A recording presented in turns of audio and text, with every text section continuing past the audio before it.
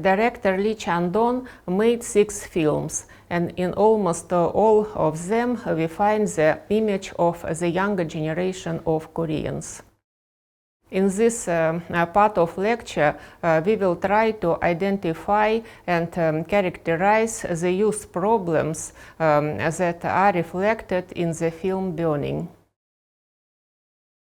We also notice that the director has moved away from reflecting the national context of the transformation of Korean society towards more universal, global aspects of change.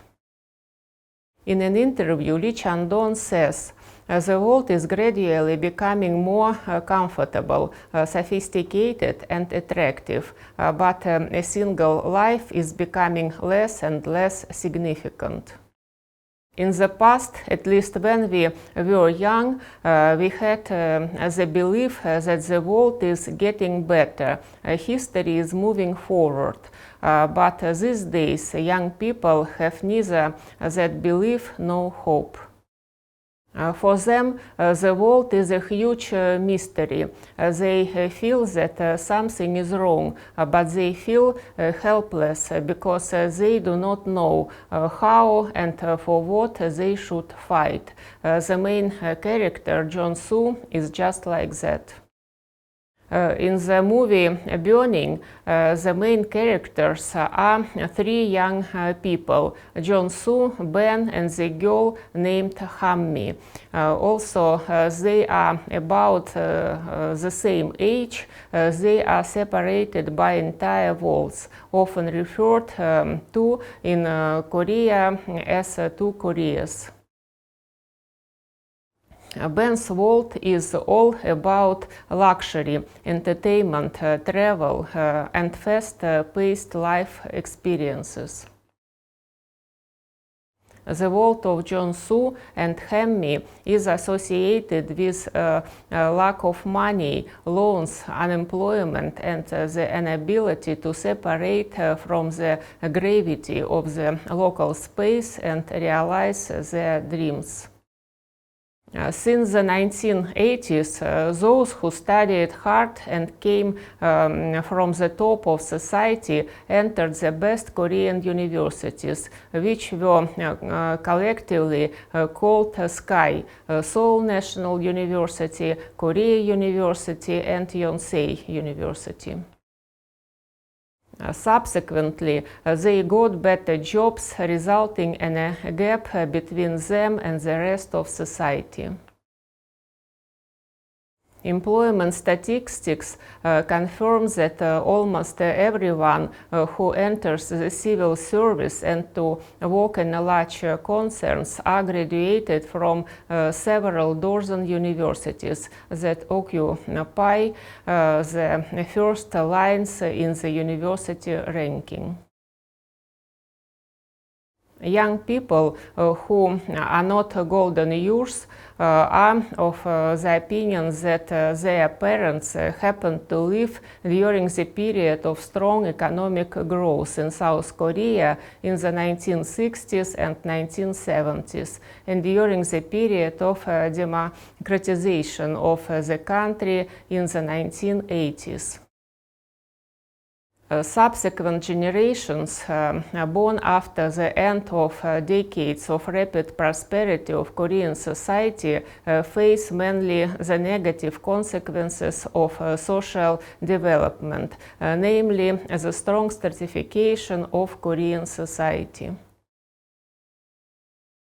This problem is so acute for the South Korean society that even a special slang has appeared. Young people, those older generations once managed to get rich and leave them in inheritance were called those born with a golden or silver spoon. Poor in Korea are called dirty spoons. There is inevitably social and cultural tension between them, which Chang-dong focuses on his film Burning. Aggravating social inequality and the problem of an excess number of young people with university degrees in South Korea, their number is the highest in the world and reaches 80%. With high competition for prestigious jobs in the job market, the best thing to do with depreciated diplomas is to reinvest them in the educational market, trying to get an even higher degree. However, this, according to American sociologist Randall Collins, is the endless process with an obvious result. In the film, we see the protagonist John Soo, a graduate of a literary institute, forced to work on his father's neglected farm after his arrest because of his anger towards a local official. The director of the film Burning, characterizing the social stratification, says, "The problem of modern Korean youth is a common world problem. Jobs are shrinking more and more. There is no room for change, and economic inequality is rising. However, in a strange way, it seems that such inequality is not considered as a significant problem. Inequality is getting more and more sophisticated, and within lies the great mystery of our world. We really can't tell the difference between a serial killer and a good-hearted friend." Lee Chang-dong deliberately depicts two opposite poles of Korean youth in his film, with their inherent opportunities and lifestyles. The cosmopolitan lifestyle of golden youth is captured in the image of Ben. Asked by John Soo about the profession, Ben replies, "Even if I said it, you wouldn't understand. Simply put, I play."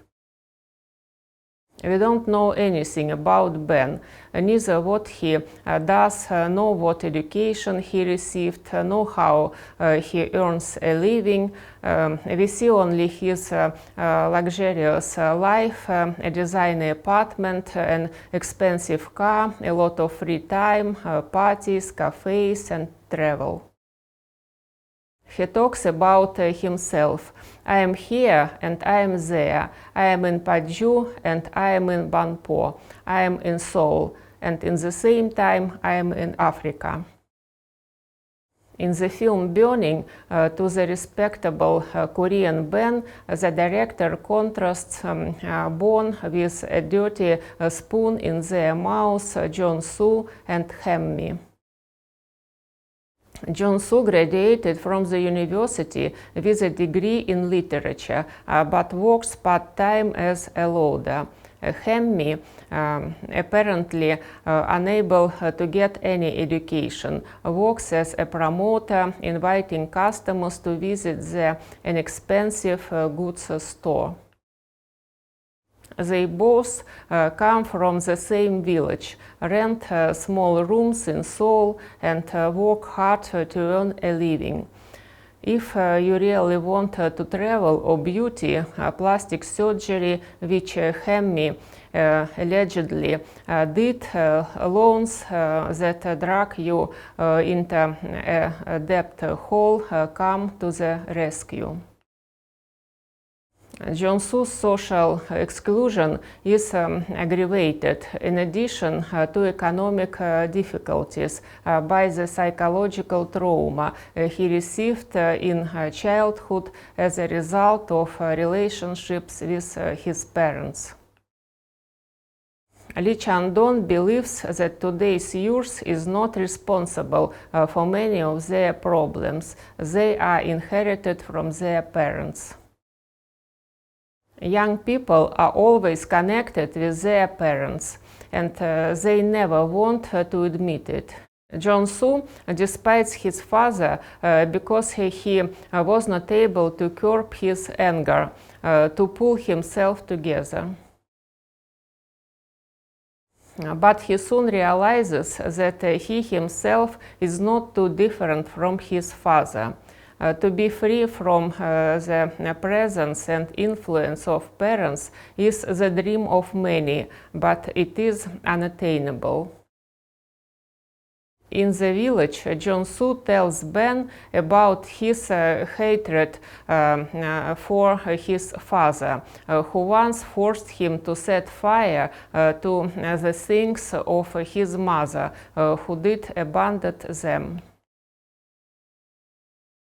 Ben doesn't say a word of encouragement. Instead, he reveals that he is a serial arsonist.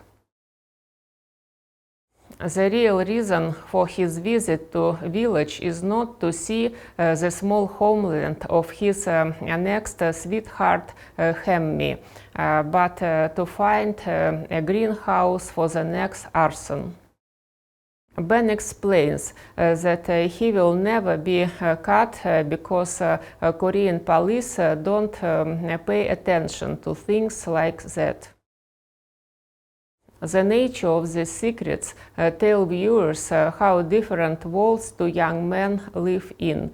Jong-soo is unable to overcome the psychological trauma of childhood, and Ben, without fear of consequences, seeks a new temptation and uncertainty. This discrepancy is reflected in other episodes, when Ben smokes marijuana, which is illegal in South Korea, or when he spits in his Porsche. However, it is Jong-soo who finds himself at gunpoint by the police for parking an old pickup truck in an upscale area of Seoul.